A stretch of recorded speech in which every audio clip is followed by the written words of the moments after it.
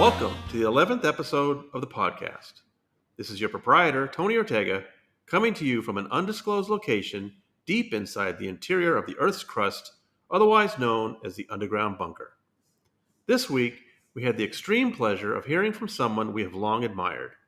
We last spent time with her on a trip to Australia when she took us on a lovely trip to the zoo. We're talking about Michelle Ryan, known also for her nom de guerre, Emma. It was Emma who started up the ex-Scientologist message board in 2007 and provided an important landing place for people coming out of Scientology, a place where they could find each other, tell their stories, and share information about this controlling organization. Michelle provided that forum for 12 years, an eternity on the internet, and she dropped us a line this week after she heard Patty Moyer's episode on the podcast. We're so glad she did. We think you'll enjoy what she had to say and see the unusual direction that our conversation took. Michelle, oh boy, what a treat it is to have you on the podcast. How long has it been since we actually saw each other? Gosh, I don't know, Tony. When did you come out here? When did we go to that zoo? When was that? I It guess was it your must have book, your been book it, tour. right. So it was like October 2015. Wow. I guess it's been 7 years then. And a lot has happened since then. We let's start at the beginning for the new people who may not understand just what an important person you are in the history of Scientology watching and the amazing journey you personally went on. So I'm calling you Michelle because that's your name, but of course, many Mm, people will know you by your nom de guerre, which was Emma. yes. Yes, it was. And do you know how I came up with that name? Please tell me. It's my initials, said MR, Emma. I see. Okay. Yeah.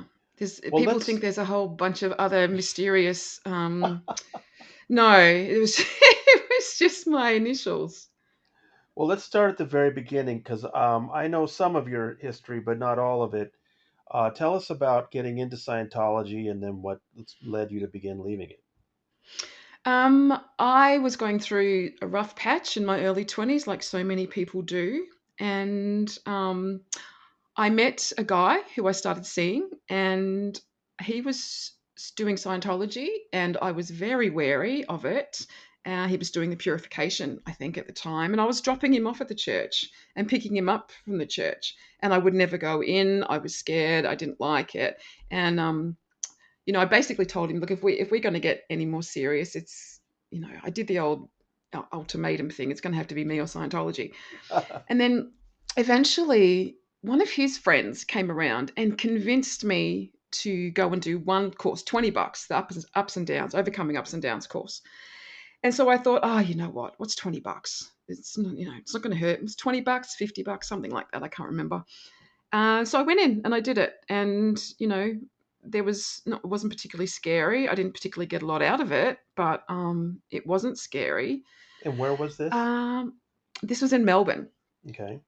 Yeah, Melbourne Day Org. That's where I started.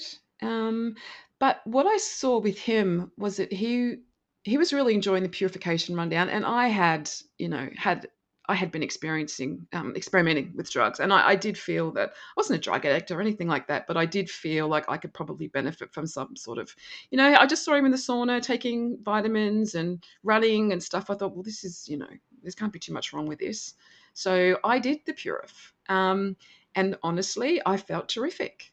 I felt really, really good. Okay.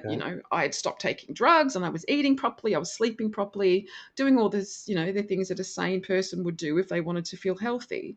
And I did feel a hell of a lot better. And so that convinced me that Scientology worked. And so, what was your next step after that then?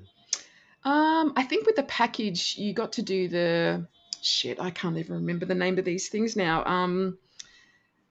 What's it called? It's a course that's sold generally with the Purif, and something about objectives, TRs and objectives, I think it's called, where you do a whole lot of processes with a twin, and you do those weird wacky hand follow things, and you do that. The TRs like look at that chair, thank you. those kind of. Do you know, Tony? It's been so long. I can't even remember some of this shit now. Like I don't remember what it was. It's been, well, geez, I got in into 1993 or something like that. So it's going on 30 years. Shit, that's old. That's a lot, isn't it? Well, When it's put like that. how deeply did you get into it then? I mean, how I mean, were you doing some auditing as well and that kind of Yeah, thing? no, I got I was at a loss of something to do with my life. I knew that I needed discipline, and I had actually contemplated joining the Air Force because I knew that I needed discipline. I knew that I was just going to continue just to, go along in this world pretty hapless, no direction. I kind of knew myself pretty well back then as like what my flaws were, and my flaws were I'm incredibly lazy and don't have any direction unless I have structure. So I thought, oh, well, maybe I'll join the Air Force or the Army or something like that to give me some structure, someone that's going to make me get up in the morning. But then I met this guy, and he, after doing this purification rundown, he joined staff. And because I was at a little bit of a loose end and I had a really good experience with the purification rundown, I got registered to join staff. And at the time, I thought, okay, well, it's the Army or it's Scientology. So I'll go Wow. with Scientology. Why not? I just didn't know what I was getting myself into. I thought I could just leave, just like any job, I guess. So you And I did signed the want to. contract? Yeah, I did. I signed the 5-year contract. And I did leave very early on. I decided, no, no, no, I've made a terrible mistake. But the girl I was living with, who was not a Scientologist, she said, no, no, no, you've given your word. You should do it. And uh, yeah, I don't know why I stayed, but all I really wanted to do ever was to be an auditor. I think as a young person going through high school, I really wanted to be a psychologist, but I didn't get the grades. And so I sort of looked at Scientology as a way to get that kind of profession in my life without having to go to uni. Of course, I thought Scientology was better than psychology. After you've been around Scientology for a while, you think psychology is just rubbish. So I thought, oh great, I get to be a psychologist, but I get to do it the right way. I get to do it the Scientology way. Right. Yeah. So that's what I wanted. That's all I wanted out of it. Was I wanted to be able to help people. I wanted to be able to know my own mind, and I wanted to be able to help other people know their minds as well. So then how long how long were you doing that kind of thing? How deep into this did you get? Um, I think I think I was on staff for about 7 or 8 years. Ooh, I was the first one in Melbourne to get through the golden age of tech auditor stuff. I was wow. Melbourne's first golden age of tech auditor. Wow. I got an RTC pass on my metering course and TRs and whatnot. I was their golden child for a long time. Right up until the time that I left, I was auditor of the year, I was intern of the year, I did the most hours. I was their golden age of tech auditor. So it was pretty. Um, I think the ethics officer described it to me at the time as Melbourne Day's third dynamic engram. was was me leaving. Yeah. So what led you to leave? Um, it was a long, winding road that got me there. I think when my daughter was born in 1997, um, that really, anyone who's got kids knows that that changes your life. All of a sudden you're not the most important person. And I just wanted to spend time with my daughter. And of course, I couldn't. I was on staff. So right away, that bit me. I just I was mad because I wanted to spend more time with my daughter, and not just it was in 1996 the golden age of tech came in. I had her in 1997. I went into full-time training after that. It wasn't just a 9 to 5 job where you could go and pick your kid up after school and have the weekends with them. When you're on staff, you don't earn any money. So, you know, we had to work nights and weekends to survive. So I barely saw her. Not enough, not as much as a young mother should or wants to. Fortunately, my daughter was brought up, not brought up by, but had some great not nannies, but child carers, I guess, and babysitters and stuff that we knew, that she was always loved and always cared for, and she's got no psychological problems now. It's me that copped the psychological problems because I just felt so incredibly guilty all that time. But I missed her first birthday. They sent me to Sydney because I was a naughty girl. They sent me to Oh, Sydney on an ethics um, something. I failed a meter test or some bloody thing. Anyway, they sent me to Sydney and they wouldn't let me come back for her first birthday. So I I did anyway. I don't know where I got the money from. I can't remember, but I booked a flight and I came home. I just did not want to miss her birthday, and that caused an enormous amount of trouble. And I never really recovered from that. I was once that that spark of doubt or whatever enters your mind. I don't think it ever goes. It only festers, and that's what happened to me over the next couple of years until my husband at the time wanted to leave. We were sick of being poor. We were sick of being poor, sick of working, hundreds of hours a week just to do the same old, not see our kid. So he wanted to leave. His contract was up and he wanted to leave. And I think this was probably the beginning of the end for me. The way they treated him, he had been on staff for 20 years. oh, He had driven so much income for that organization. He was their top auditor before I came along. And they treated him like a piece of shit.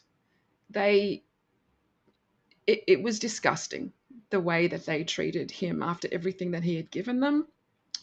And so that really got my goat up. I was, for the first time, I think the scale started to really fall down about what a horrible organization this can be. Um, I never really doubted the tech at that time. And a lot of people go the same way. They right, doubt the organization before they doubt the tech. Um, and I started to feel like this isn't right. And then I started to look at the way everyone was being treated, and and we were doing golden age of tech internships, and we weren't able to get through them, and I was getting more and more shitty at them and narky, and then I started to get investigated, and I started to get sec checked, and it was the spiral had sort of started with the way that they treated my husband, and it kind of ended up with me. Um, I ended up getting dismissed in the end from staff. How that happened? Do you want me to go into how that happened? yeah, sure, It's pretty wild. Um, so initially, I got into ethics trouble because I was questioning the golden age of tech stuff. It was never going to end. Like there was no way to actually get through this whole cycle. It was never going to end. So I started KRing. I know your audience will know what that means, but I started sending reports up to INT management about our local org, naively thinking that that would do something, that it must just be our org that's out ethics. And of course, you have to give a copy to your local ethics officer whenever you write a knowledge report.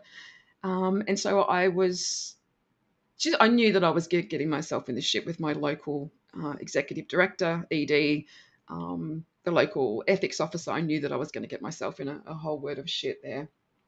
So then I got a non-interpolation order, and that was kind of the beginning of the end for me because I was just so pissed off about that because in my mind, all I was trying to do was to make sure that the golden age of tech went in successfully into my organization. But anyway, that night I went home, I sat in front of the computer and I typed in Scientology. Now, this was before Google. I think it may have been Yahoo, the search engine, or Alta Vista, or some or bloody thing. Lycos, or what were those Something like that. Alta Yeah. Vista? Yeah, okay, right. Yeah. Something like that. And it, so I typed in Scientology and the choice came up, even auto field was inexistent back then. I think it was Scientology or Scientology dissenting views. And I Oh thought, wow, okay, here we go. I knew that if I clicked enter on that my life was going to change because I've seen other people, in the church who had been declared for reading anti-Scientology books. Bent Corridon's book. right, Um, right. a bunch of them was another guy who was declared for reading ARS, Alt Religion Scientology. So I Hmm. knew that if I did this, that my life would change. And so I did. I clicked on it. And of course, I've come up with ZenuNet. Operation Clambake and Luminet. They were the two main ones that I can remember. And I spent hours and hours with just smacking myself in the head, going, I knew, oh my God, this makes so much sense. Like it made so much sense. All these kind of niggling doubts that I'd suppressed over the years about Scientology was just like, I felt like the world's biggest idiot. And I'm sure, your listeners will understand that feeling all too well when you realize that you have been an idiot. So I told my husband when he came home from, working again, that I'm done. I'm leaving the church and I'm never going back. And he freaked out. And he rang the ethics officer at midnight, I think it Oh, was. oh Yeah. no. Yeah. And he didn't get a hold of him, but he left a message. And so then he went off to the org the next day, and I didn't. I took my daughter no, I kept my daughter home with me that day. And it was like the best day because I was like, I don't have to take you to creche. I can just spend some time with you. Anyway, the ethics officer turns up around midday, I suppose, and says, oh, come on, blah, blah, blah. And of course, I'm still quite indoctrinated. Like, you don't lose the indoctrination overnight. And so I went in the next day and had a session, and they said, "Look, just write up your OWs." And I hadn't given them any idea of the extent of what I'd seen. So I wrote up my OWs, my overts and withholds, and thought, okay, well that'll be it then. But then that wasn't enough for them. I hadn't written enough, and to In other cut a long words, story they were short, asking. In other words, they were asking for a confession of what you had oh, done. they wanted, they wanted me to not just confess everything, whatever the thing in my head that I thought I may have done to them. They wanted me to write up every single instance of whatever it was that they think that I had done to them. And so I did that. I thought, yeah, okay, I'll do that. So I did that, and it wasn't good enough for them. Um, so the next day it was like, no, write more, and I was starting to get treated pretty badly again. And I don't remember the exact sequence of this, but I said, okay, I will. And so what I did, I sat down, and as part of my OW write up, I wrote down everything that I had read on the internet, including the OT levels. So on my OW write up, I'd written, OWs go, you have to write time, place, form, and event. So the time was, yesterday. The place was at home. Time, place, event, whatever it is. And then I'd say, I read OT1. And then I would write down what OT1 was. And then the next overt would be, I read OT2. And then I wrote out what I remembered reading about OT2, OT3, OT4, OT5, OT6, OT7. And I handed that in as my OW write up. And the next day I came in, oh my God, they were freaking out because essentially I've left OT material lying around a class 5 org. Yeah. And as far as I know, that OW write up is still sitting in a vault in Flag, um, because they couldn't do anything else with it except send it to Flag. Like they couldn't even let people read it. The ethics officer was OT3, but see, I'd written up OT7. And so I completely messed them up because they couldn't even read my OW write up. So at that point in time, I knew I was gone. And so, cutting a very long story short, I just walked out.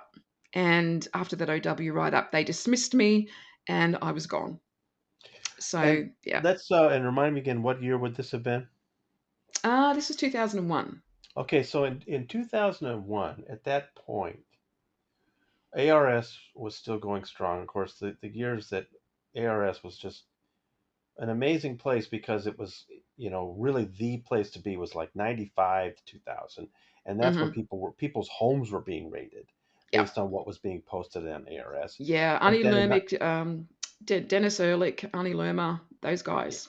And then in 96, Andreas Haldal Lund started up Operation Clambake. Mm. So by 2001, by the time you came out, um, there was ARS was still going, and Operation Clambake then had a forum for people to. But I think what we talked about before was what you recognized was that the forums that existed at that time were not really very friendly to people coming out of Scientology, right? Mm. Mm-hmm. And Yeah, when I first got on them in 2001, it wasn't so bad. But then when I got back, I sort of, there's a 4 years in the wilderness type thing. But when I came back after basically finally telling the church, just leave me alone. There's a lot of going on in those couple of years. But eventually I said, look, leave me alone. So I went back on to OCMB and I found it was a different environment than what I had remembered it from a few years earlier. Yeah, and it wasn't particularly friendly to exes who are still finding their way. There was not a lot of latitude given to have someone say, well, I don't believe in this, but I still believe in that. And that was just, ridiculed. And I didn't think that that was a good environment for people to come out of Scientology. They needed a soft landing, is how I used to put it, right, where they could still say, well, I don't understand. Why do I still believe this? Is this true? Is this not true? Is this, really from Hubbard? Did Hubbard actually write this? Is this stolen? Was this plagiarized? To actually give them the time and space to sort stuff out in their head without being hammered for being a clam. Um, so that's why I thought that was a niche kind of thing. Well, I thought it would be niche market that was kind of missing that I wanted to set up because of my experience in leaving Scientology, I really needed something like that, and it wasn't around. So I thought, okay, that's what I'll do. what were the steps you took to get that going? Um, oh gosh, I just I just woke up one day and thought, no, I'm going to do it. And I had taken some leave from work. I think it was over Christmas. But that makes sense because I started ESMB in January. So it was time off over Christmas. And I tried a few different message board platforms and stuff, free ones. I had no idea that this was going to work. So I tried some free stuff. And in the end, I thought, oh, look, it's a few $100. I'll just buy some software and I'll set it up properly. And we'll see what happens. So I did, and I didn't know if anyone would come. But I set it up, and off I went. And I advertised it on ARS, and before I knew it, within a couple of weeks, all these people that had not been on OCMB, they had been lurking on ARS or been on ARS, but they hadn't been on a forum before. I'm talking Alan Walter. I'm talking, you know, um, Dart Smoen, and these guys that, if you go back to the early days of ESMB, were just telling the most unbelievable stories that hadn't been told before because, as I suspected, there wasn't a platform for it. And we got so much information out of those guys, So stuff that, this was the ex-Scientologist message board, yep, ESMB, yep, and it tried to provide that environment for the person, because I've said this a long time, that people come out of Scientology in stages. And mm-hmm, like you said, that the initial thing that tends to drive people away is mismanagement. It's David Miscavige, it's the fundraising, and then when mm, people come out, they still tend to have an affinity for Hubbard and the tech, mm-hmm, and that may go away very quickly, or it may take a long time. yeah, But people definitely kind of go out in stages, and ESMB was there for people to come and join and just talk about, the things they had liked in Scientology, the things they had not liked. And then, like you said, these really important people showed up and started telling some amazing stories. mm, yeah. I think it was really, I didn't expect that. And it was wonderful. The first year of ESMB was just wonderful. The people that showed up, the stories, it was incredible. And it was a lovely time because only a year later, Anonymous showed up, and that changed everything. But that first year was just a lovely time. There was, everyone was just enjoying each other's company, enjoying the fact that all these stories are coming out. People are picking each other's brains. People are landing gently and, and ridding themselves of the mind control and ridding themselves of their false beliefs and understanding that they had been programmed. And um, it was a joy. The first 12 months was a joy. And then when And then, Anonymous came, what were the challenges for you as the moderator? well, ESMB was where they kind of landed. There was nowhere really else for them to land. And so they landed on ESMB first. And I remember waking up one day to messages that my message board was down. And I contacted my host to find out why. And they said, well, you've exceeded your bandwidth. So I didn't know what was wrong because I couldn't get onto the website. So I contacted my host and they said that you've exceeded your bandwidth. And they said, we'll let you back on now so you can sort it out. But you're going to have to, obviously pay more for what's happened. And I jumped on and 5,000 people had joined overnight. Wow. Yeah. And I'm just like, what the hell is this? Now, of course, what precipitated this was Patty's release of the Tom Cruise video and Scientology trying to shut that down. And so Anonymous rose up and then had nowhere to go. So they landed on ESMB. And so at that time, I had to then go onto a dedicated server and increase the server, the bandwidth and all of that stuff, and then deal with these people who didn't know anything about Scientology except that they wanted to shut it down. They didn't really, they didn't know who we were. They didn't understand why we were there, what our experiences were, nothing. They were just shooting from the hip. And I felt, it was quite a dangerous time for ESMB because I thought these guys could close us down. Like we knew that these guys could pretty much do anything because they're an army. And so myself and a few others, we got into a few of their IRC channels and we tried to explain to them that, you know, who we are and we're not them and we're fighting them as well and we're kind of on your side. And they said, okay, we'll leave you alone if you give us stuff. So I had a bunch of OT stuff that someone had given me years ago. So I gave that to them to upload to Wikipedia, not Wikipedia, WikiLeaks. And so that was enough for them. I think they felt that they could trust me. So then they left ESMB alone. But then, of course, I got into their IRC channel the night before they did their DDoS of Scientology.org and religiousfreedomwatch.org. And I was having a little bit of a chat with them in there, and that's what led me then to get arrested later on. Right. So you were chatting with them just before someone at Anonymous uh, uh, did what they needed to take down Scientology's channel off the internet temporarily, Mm. and that's illegal.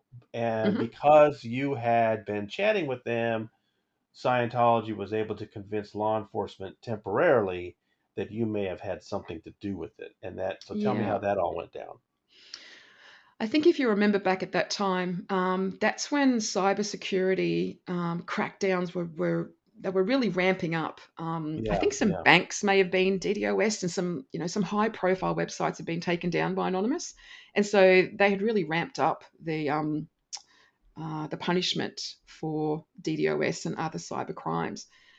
Um, and I think a couple of the people involved in that hack did go to jail.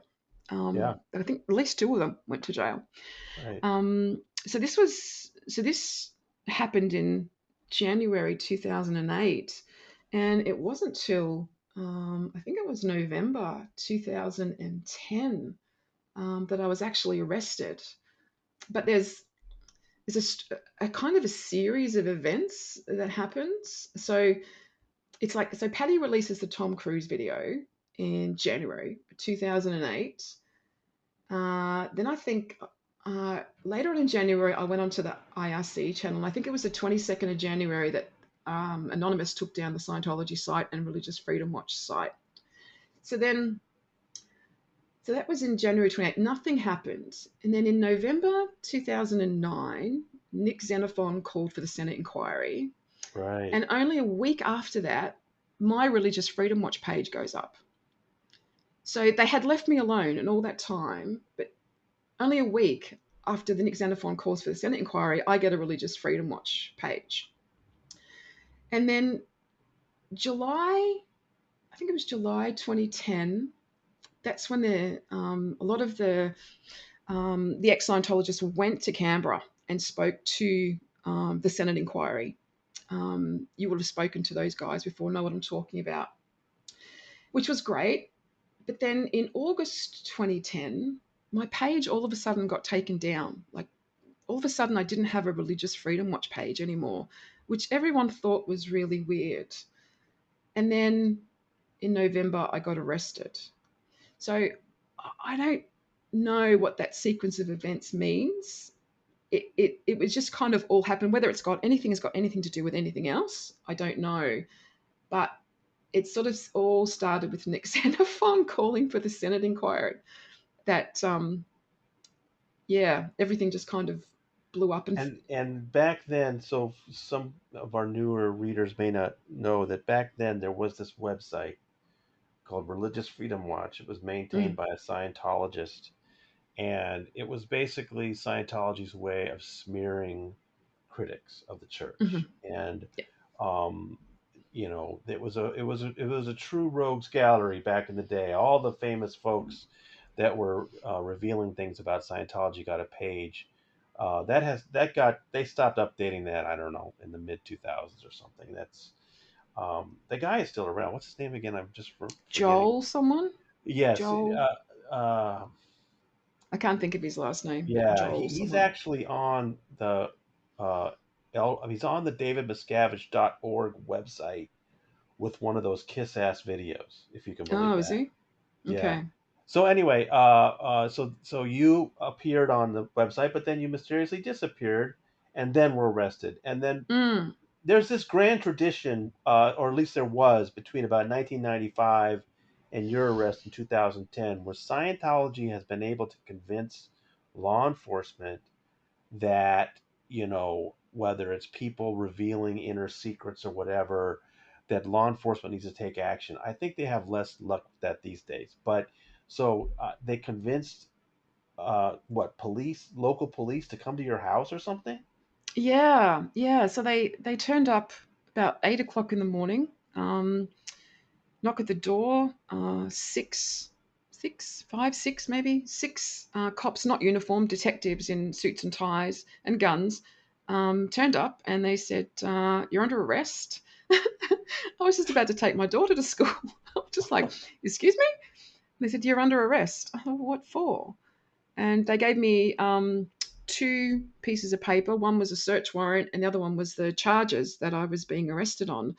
And one of them was that they thought I'd actually partaken in the DDoS of the two sites, and the other charge was incitement to actually take down those sites. So they took every computer, every Oh, hard drive, everything in the house. My daughter's, my husband's, my new husband's, mine, laptops, everything, everything that we had that was electronic. Basically, they took, and they took me down to the station and mugshot, and I think I escaped being fingerprinted. I think they just actually forgot to fingerprint me. And then I was interviewed for maybe 4 hours or something.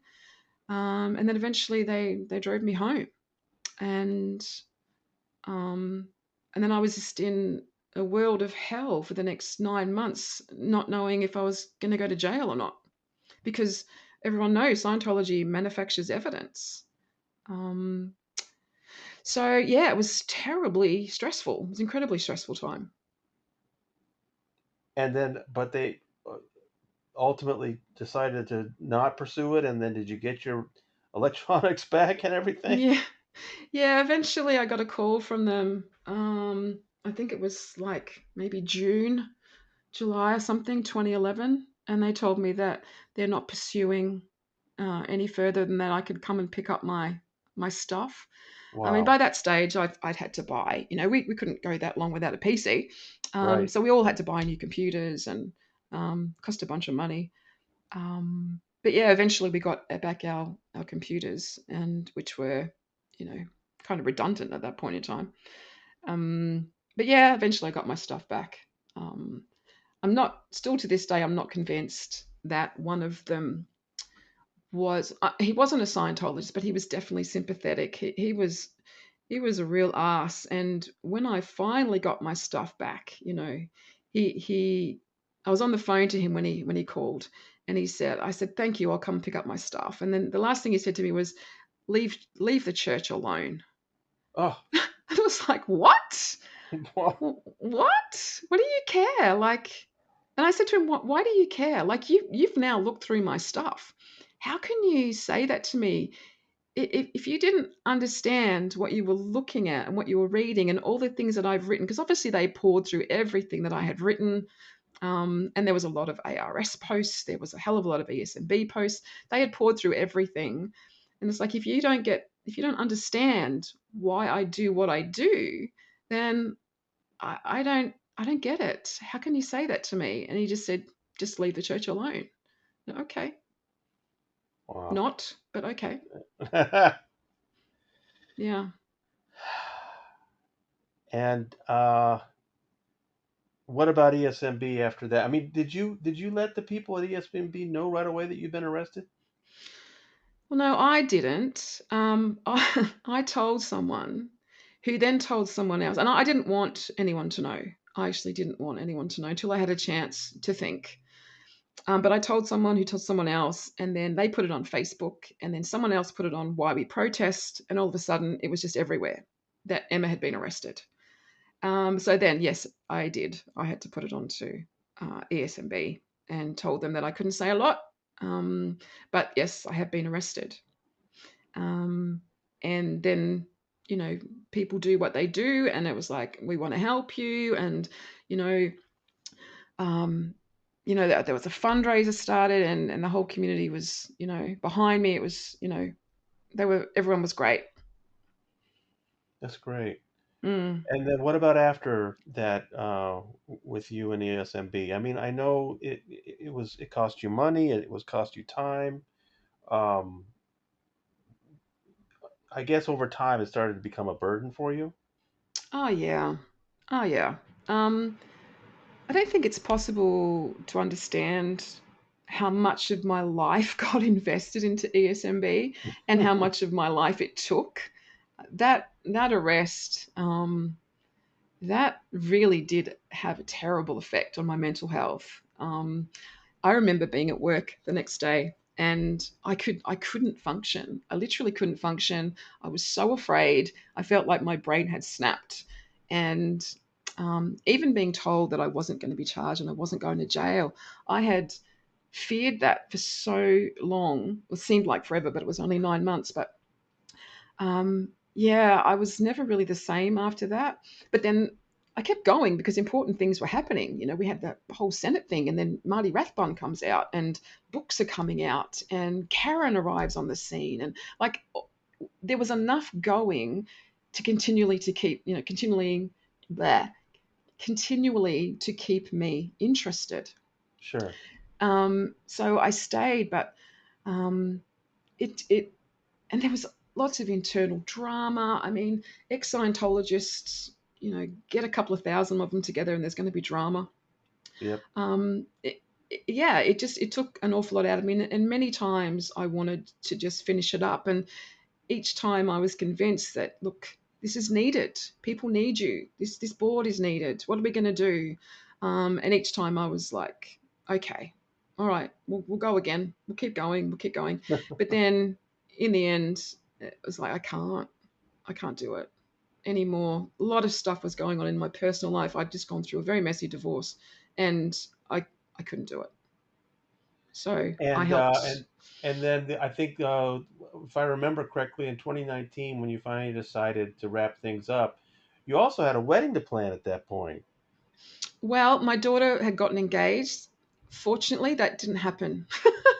Oh, really? Yes, yes, yes. I'm very pleased that she called off that engagement, because you want to support your kids in any way you can. And so when she got engaged, I was like, if she's happy, I'm happy. Um, but I was very relieved that she called it off. He was definitely not the right guy for her. So, um, yeah. No wedding. No wedding. Okay, well, Yeah. whatever works. Yeah. But you did decide to stop with the new posts. Now you've archived it, so people can still look at anything Hmm. that was said on ESMB over those years. Yeah. And someone else started up a kind of a second version of it that's still Hmm. going. Hmm. What have you been doing the last few years? What's been happening? I've got a new hobby, Tony. I've got a new hobby. What I do now in my spare time, instead of Scientology watching, I watch other. Uh, well, in Australia we call them cookers, and I'm not quite sure what you call them in America. I think you might call them bakers, um, where Q-tard is another word I've heard used in conspiracy theorists, right-wing nut jobs. Are you looking at Um, QAnon? Because we're looking at QAnon.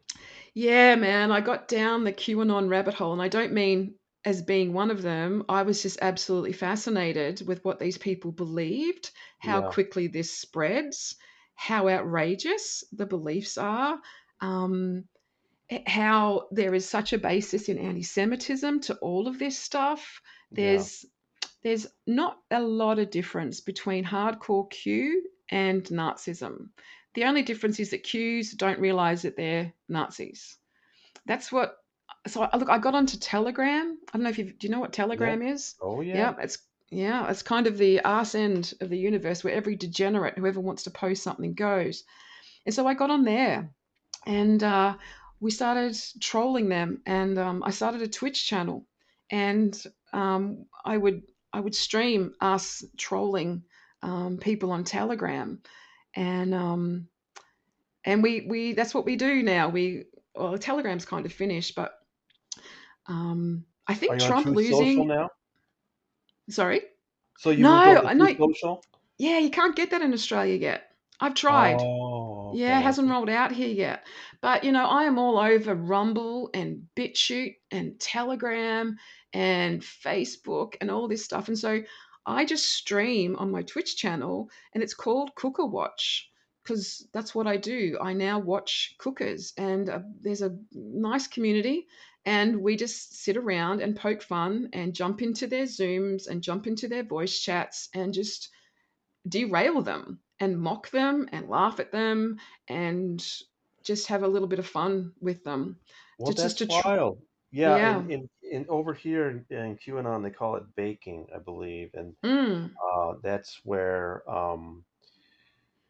uh, we the people who are convinced that this figure who called himself Q because he supposedly had a Q level clearance, security clearance, was dropping these hints about things on mhm, the 8chan, which became 8kun, mhm, and dropping these hints about Trump's presidency and what was going on, and and the bakers, they call themselves, are the people who would take these hints from this Q figure and then look for ways to confirm it based on mm, something Trump had said that day, and try to spin out what it meant. So if Q on 8chan had said something like "Watch the waters," and then Trump had said something that day in a speech, they would then spin out this wild set of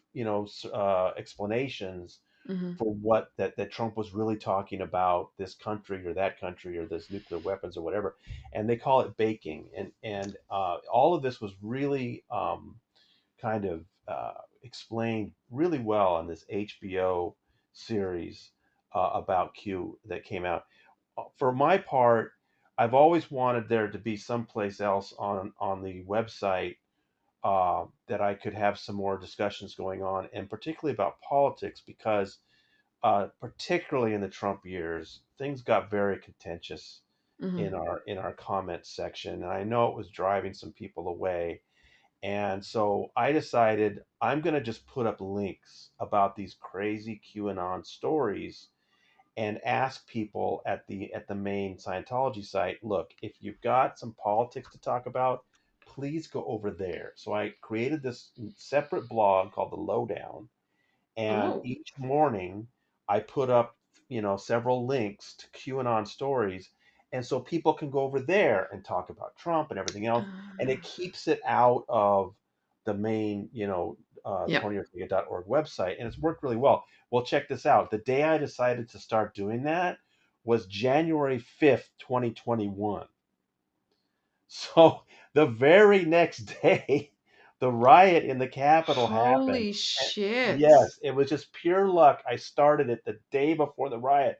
And so that next day, I had this place set up where people Yeah. could come talk. So now it's become quite a, very well trafficked. People go there every day. They come to see what the science. They know that at 7 a.m. Eastern, I'm going to post a story about Scientology. Uh-huh. Then they go over. Actually, I'm late today. They're going to be angry at me.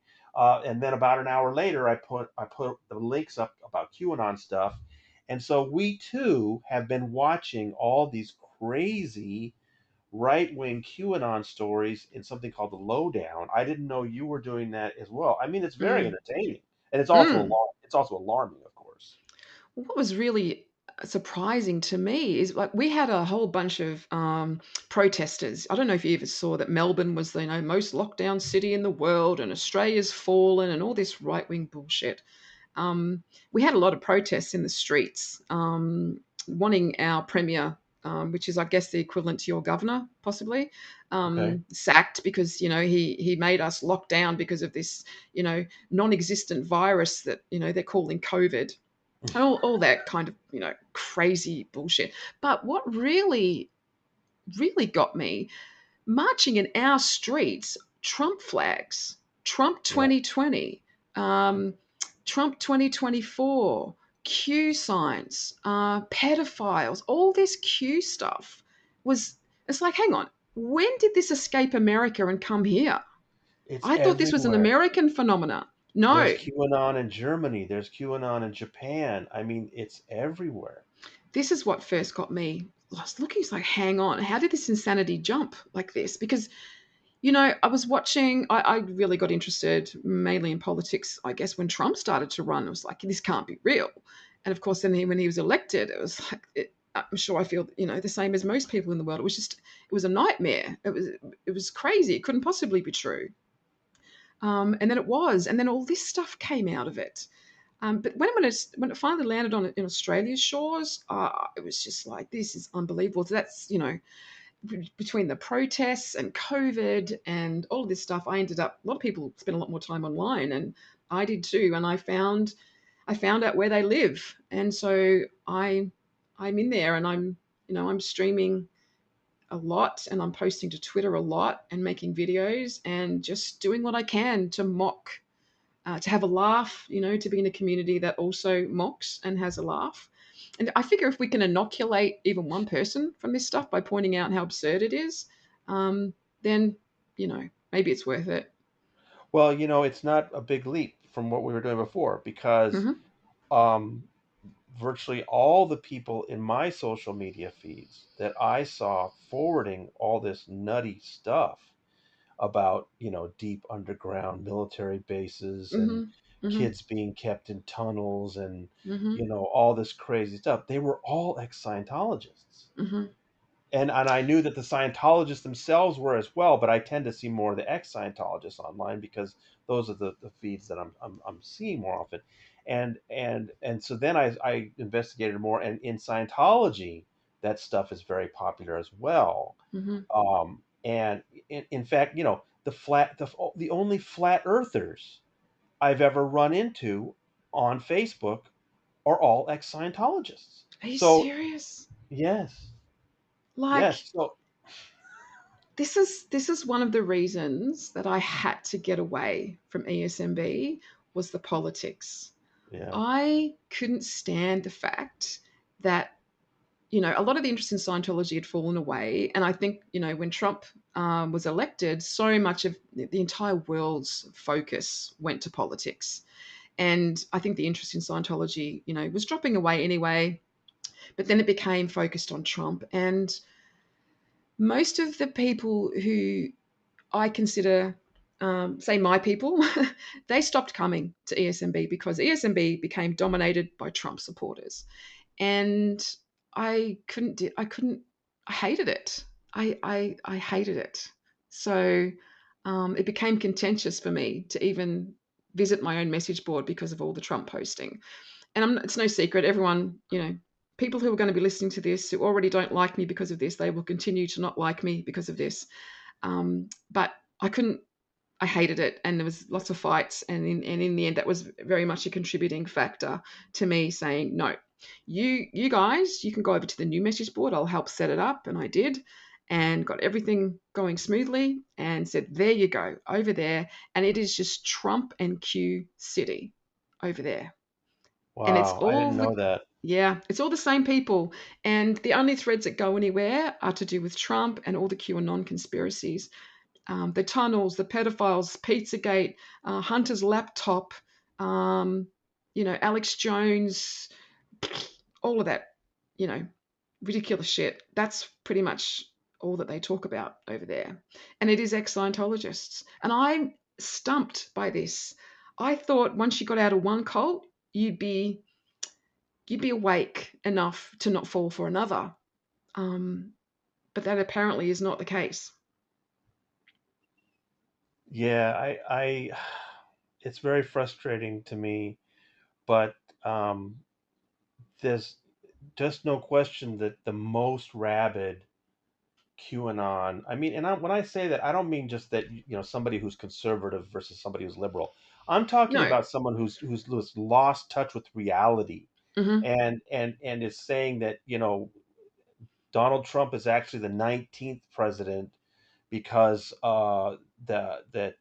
because of the change in the Constitution from the 19th century, and that he's still president, and that he's just waiting for the military to break out all the kids being Hmm. held in tunnels, and then they're going to come down and basically execute anybody who's a Hmm. Democrat. I mean, just stuff that's just so ludicrous.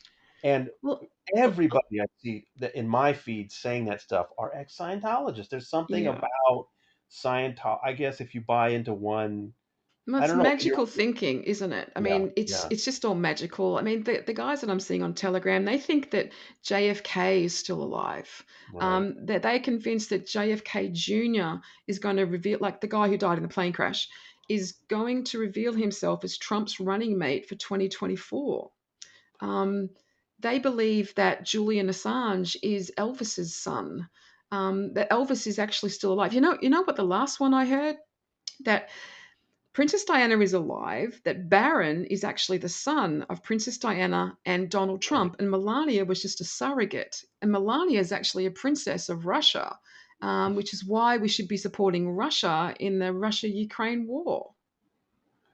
It's amazing stuff, and Uh there's some huh. great journalists covering it that I love to link to their stories every day at the lowdown. And look, I want both conservatives and liberals to come to the underground bunker and read about Scientology, because everyone should be outraged about Scientology's abuses and the fact that they force young women to have abortions and that they rip families apart. I think that's something we can all agree on. Hmm. But I do want there to be a place for people to blow off steam about politics, and that's what the lowdown is. But honestly, if you're falling for these ideas that there's these deep underground military bases and that Trump is secretly still president, you might want to step back for a minute and Hmm. think about how vulnerable you were to L. Ron Hubbard's ideas, and maybe wonder, aren't you? Isn't the same thing happening again? Well, this is what I've said to these guys, and I was arguing with them, a lot on ESMB. It's like, can you not, guys, not see the similarity between Donald Trump and L. Ron Hubbard? They couldn't see it. To me, it sticks out plain as day. We've got these big talking, supposedly charismatic guys promising stuff, and only I can do it, and only I will fix it, and and the whole Q thing, we have the secret knowledge, we have the secret information, you guys don't. Like, how much more similarity do you need? Yep. Uh, I don't understand why they don't see it. Well, I'm sure this is going to get us in all kinds of trouble, Emma. Uh huh. People are getting, Maybe you should just cut all this out, Tony. they're going to be so disappointed in us that we got on this subject. But look, it's what's happening in our world, and I do cover it at the lowdown. And I want to see your Twitch channel now. This sounds like fun. Yeah, so you can find me on Twitter, Cooker Watch, and from my in my Twitter bio, you'll find my Twitch link. And there's a bunch of us actually that stream about this stuff, and mainly Australian content. We have a lot of cookers in Australia who believe it's just the same bullshit as the American cookers, the European cookers, although you call them something different. It's fun. We have a lot of fun, and post a lot of funny stuff because it is funny to anyone who's not involved in this cult. It's funny. They are funny, so we have a good laugh. And Scientology's funny. I mean, I know that there are very serious things about it, and we cover them. But I've always felt that the humor helps people a lot when we're poking fun at Scientology and L. Ron Hubbard. That it kind of helps some of the people that are coming out and trying to get a new sense of it. Oh, definitely. Yeah, definitely. Humor's wonderful for this kind of stuff. It just allows people to laugh at themselves and laugh at the wacky ideas. I think it's really important to be able to laugh at, oh my God, I can't believe I believe that shit. It's important for you to be able to laugh at yourself, laugh at your gullibility, laugh at how the hell I'm a smart person. How the hell did I let this happen to me? How the hell did I buy into this stuff? You got to laugh. Well, and you did more than laugh. I mean, you really did have an impact. You set up a vital forum that helped a lot of people, and I hope you feel good about that. Yeah, I do. I mean, I've been away for a couple of years, and I think the last couple of years have really put that into its proper um, perspective, I suppose. 30 years, 30 years. Wait a minute. When did I join? 1994 or something. So nearly 30 years um, of having Scientology in my life or ex-Scientology in my life. It's a huge part of my life, which is why I kind of thought, okay, I've had a break now. Now I'm going to kind of start catching up on some news and reconnecting with some people and yeah, just kind of keeping my toe in the water, I suppose. Well, I'm so glad you did. I was so glad to hear from you, and it's been great having you on the podcast. Michelle, thank you so much for helping me out here. Oh, Tony, absolute pleasure. Absolute pleasure. It's so good to talk to you again. You'll probably start to see me as a regular commenter again. Oh, that would be great. Oh, I look Yeah, forward to it. Okay, yeah. thank you so much. We'll talk to you Thanks, later. Tony. Okay, bye.